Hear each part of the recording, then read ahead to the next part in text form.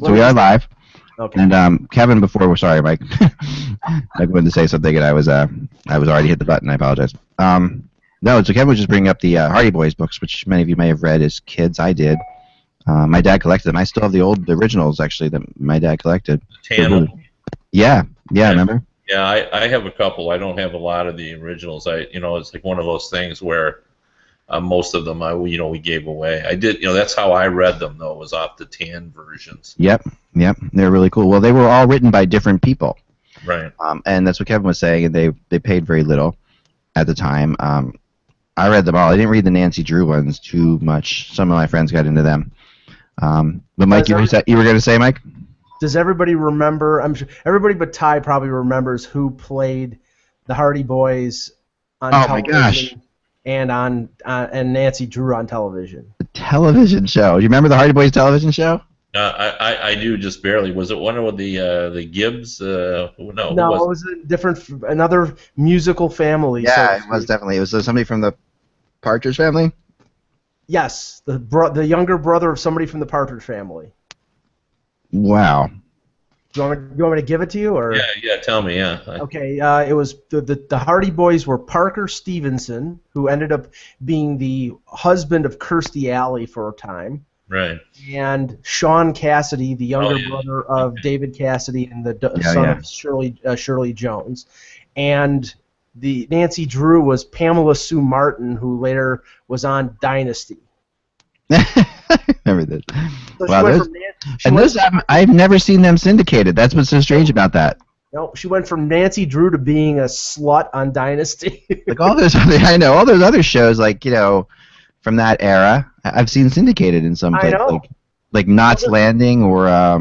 Well, this was, and the Hardy Boys were a little before that. It was like mid to late 70s. It was like 76, 77. I watched them religiously. I haven't thought of that forever, but I've watched those shows religiously. Wow, that's crazy. All right, here's the hockey connection to the Hardy Boys. Ready? Okay. This is a really funny, and I only found this out the other day because I was doing some research. It's so weird that you would bring up the Hardy Boys today. Doing some research on something else, and here it is. Let's see, I just happened to close it. Oh, I'm sorry. I just had it open. Where the heck did I put it? Because I want to read you to. This was really good, and I will have it for you. Here it comes. Okay, so Peter Puck is connected to the Hardy Boys. I want to know how this could possibly be true, but it is absolutely 100% true. So Peter Puck, who I have. Oh, here's Peter Puck that I made out of clay. So Peter Puck, connection to the Hardy Boys. Ready? I'm going to read you the origins of Peter Puck. The brainchild of an NBC executive. All right. And stop this echo for a second. Pause. All right. So Peter Puck's the brainchild of an NBC executive and New York Rangers season ticket holder Donald Carswell, who conceived the idea and scripted the first drafts of the initial episode. It developed into a partnership with Hanna-Barbera, the CBC, and NBC. Okay, so that's the only time those three have ever done anything together. When they stopped carrying the NHL games in 1975, NBC sold Peter's rights back to Hanna-Barbera, who later sold them to Brian McFarlane. Okay. Yeah. Who's a member of the NHL Network's broadcast team, and son of Leslie McFarlane, also known as the first of many Franklin W. Dixons, who was the person who wrote the Hardy Boys. So the Hardy Boys books were written by the mother of the guy who eventually got the rights to Peter Puck. How about that? So there you have it together.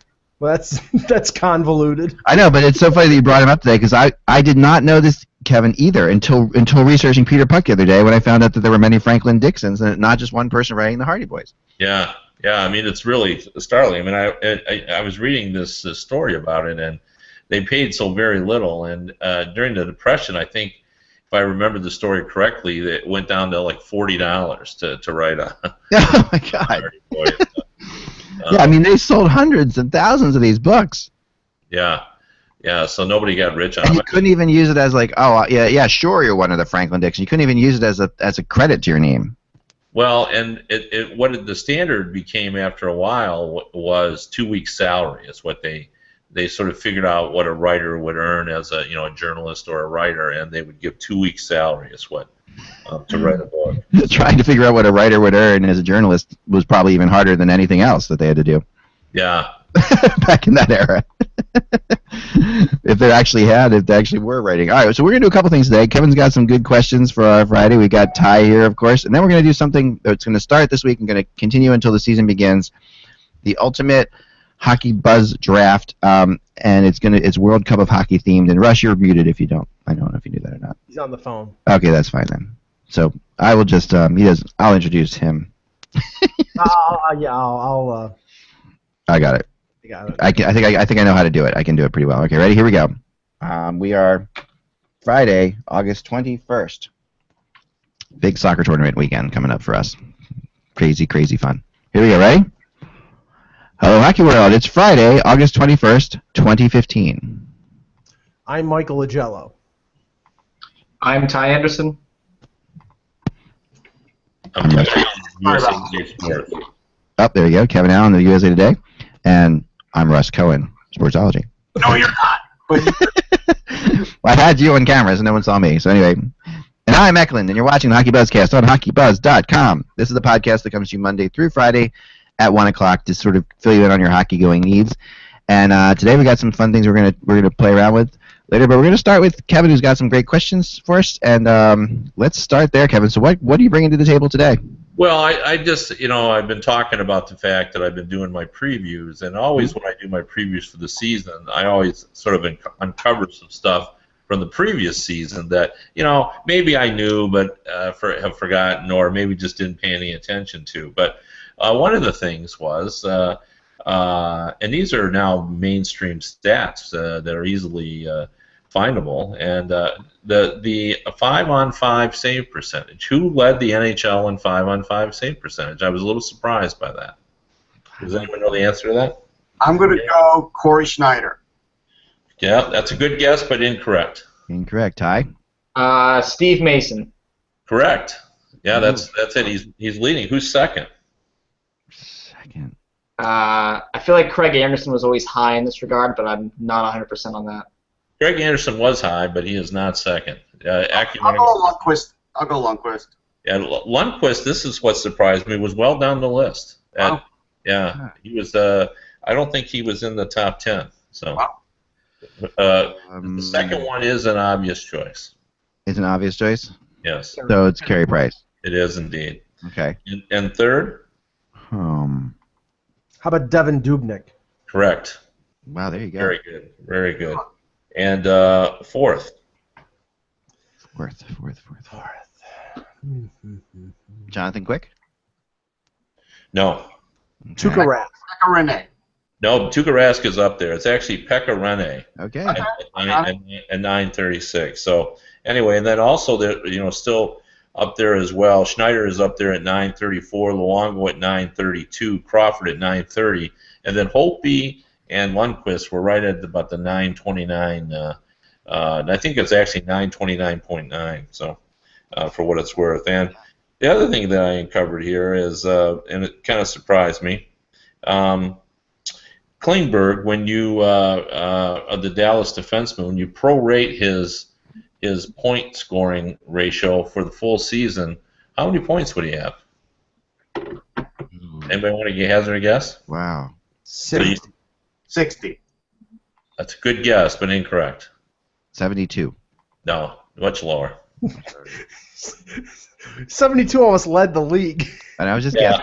Yeah, but his prorated numbers would have been 52, which to me was actually quite interesting, considering that would be more than Duncan Keith had. Right. That is something, yeah. Wow. And as I think all of us know, that the Calgary Flames Corsi rating was not very good all season. Yeah. And I think it ended up 28th. I believe it was at 44.3%. And we can sort of come up with reasons why they were successful. We all know they were a good third period team. We also know they won a lot of 1-goal games. They were not so special in their special teams, but they scored. They were 7th in scoring. But the one fact that I thought was most interesting, and I looked this up, they had the least number of shorthanded situations. They were on the power play less than any other team in the league by a pretty fair margin. And then the final one I have, and this one just is really startling to me, as we all know, the NHL has now broken it down, feeling a little bit Russian in their statistical orientation between first assist and second assist. Oh, they're doing that. I didn't know that. Yeah, they are doing that now, and it's available on NHL.com. But what was startling to me is what was the highest number of first assists by anyone in the NHL. So this would be what a Russian assist would be. Right. The highest number of assists. This, I think, would be Claude Giroux. I'm going to go with Claude Giroux on that one. Claude Giroux? Yeah. Are you going to guess how many Claude would have? 38. Okay. Anybody else want to give me a player and how many he thinks he would have? Can you repeat it? I'm sorry. Yeah, who led the NHL in first assists? Okay. And how many did they have? How about Nicholas Backstrom? Okay. And I would say 38. Okay. I'm going to go Johnny Gaudreau, and we'll go 31. Okay. Yeah, I would go Backstrom as well. I'd say like 35. 35 is the right answer, but it's the wrong player. Okay. It's actually Sedin. Really? Wow. Yeah. Actually, I didn't write down whether it was Henrik or Daniel. I'll actually have to look that up.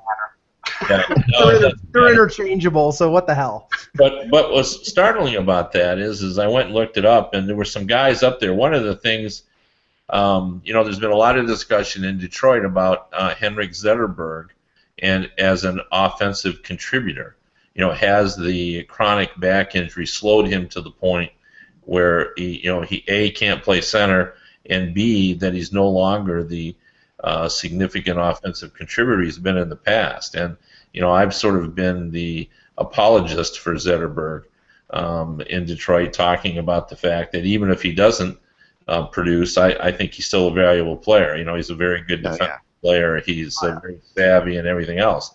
However, saying all that, the perception around the Detroit would be is that he did not have a good season. But when you look at his first assists, he had 30 first assists, which 30 was among the league leaders. Wow. And it tells you that when he passes the puck, he has an impact. And he's right there with Sidney Crosby, who I believe had 31. Wow. So the first assist statistic would suggest that Zetterberg, despite the perception that he has not been as valuable of an offensive contributor, I would suggest that number says that he is. I like this. I mean, I've always thought that the first assist should be given some bit more credit. I mean, it's going to count as the point because a lot of second assists are really just guys stealing the puck or tips off of him or something like that. We get assists for crazy things, but that direct assist, I like that. I think they should give this more credit. I'm glad we're bringing it to attention. You definitely see there's no real mistakes in first assists. These are all players who are really good. Yeah. Yeah, although and it'd be interesting to get the panel's take on this, particularly Ross, who I know has, I'm sure, sort of looked at this as well. But over time, we've really changed the definition of what constitutes an assist. Yeah. What was an assist when I was Ty's age, and what an assist is now is two different things. I mean, we have seen thefts of the puck. Someone gets their pocket picked, and it directly leads to a goal. And sometimes you'll see an assist on that play. Right. You'll see it because of a dump in, and then the guy taking the puck, and it's. Well, go ahead. I have seen in playoff situations, and I follow this because I'm doing playoff hockey pools. Every point counts. I have seen assists being given in the playoffs where a shot comes from the point, it deflects off the player's skate, goes to the other player who puts it in the net, and they give the assist to the player who it deflected off of, even though he didn't pass the puck, it just deflected off of him. Yeah, but that's defensible. Yeah, but he's a part of the play. But I know what you're saying. It's not like a direct. He wasn't even looking. Like you've seen assists with bouncing off a guy's butt, to another guy too. Yeah, but you know what? You can actually justify that because if it ricochets off him and it goes in the net, it's a goal. So if it ricochets off him and goes to another player, it should be an assist. I got in a big fight with somebody about something like this the other day, which is kind of funny that you brought this up because in soccer, how if you score on yourself, no one gets credit for the goal. It's called your own goal. And someone debated me that the NHL needs to start doing that. That it doesn't make any sense that they credit an NHL player as the last person who touched the puck. Thoughts? So Steve Smith has the most famous own goal in NHL history? Right. Yeah, I'm okay with hockey being different than soccer. It's a different game, and it's the tradition now. That's part of the rhythm of the game now. After one of those happens, is to replay it in your head, trying to figure out who was the last to touch it before the replay shows you. So I think it's kind of fun. Well, I think. Go ahead, Russ. I was going to say, I think in the old days, like plays that Mike and Eck were talking about were not assists, from what I remember. Yeah, they weren't. I don't think they were. And I think they changed over time. But to me, the most egregious stat, like we look at baseball and we say, boy, saves is just a bad stat. Goalie wins now is starting to become a bad stat because of the shootout. Because now you have to sort of subtract out shootout wins and decide, is that really a win? Like, I don't know. Does a goalie really deserve a win after a shootout? Like, I don't know. That's deflating totals, though, and it's affecting, like, team records. It is. Yeah. It does. Yeah, I don't disagree with you, but to me, you still earned that win. You had to go the extra. You had to play extra 5 minutes, and then you had to best another goalie in a one-on-one situation.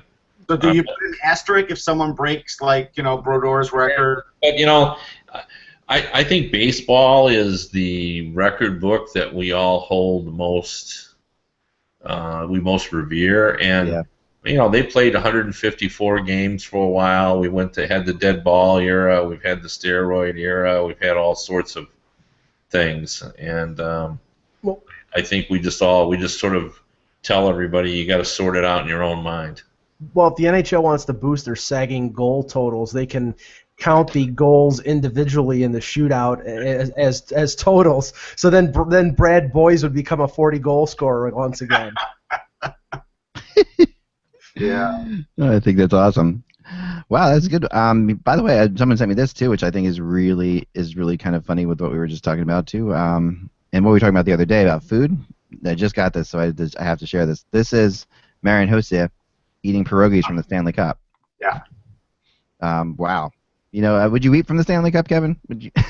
Well, I know the history of it. I know you wrote a book about this. That's why I asked. And some not so fun things have happened in that cup.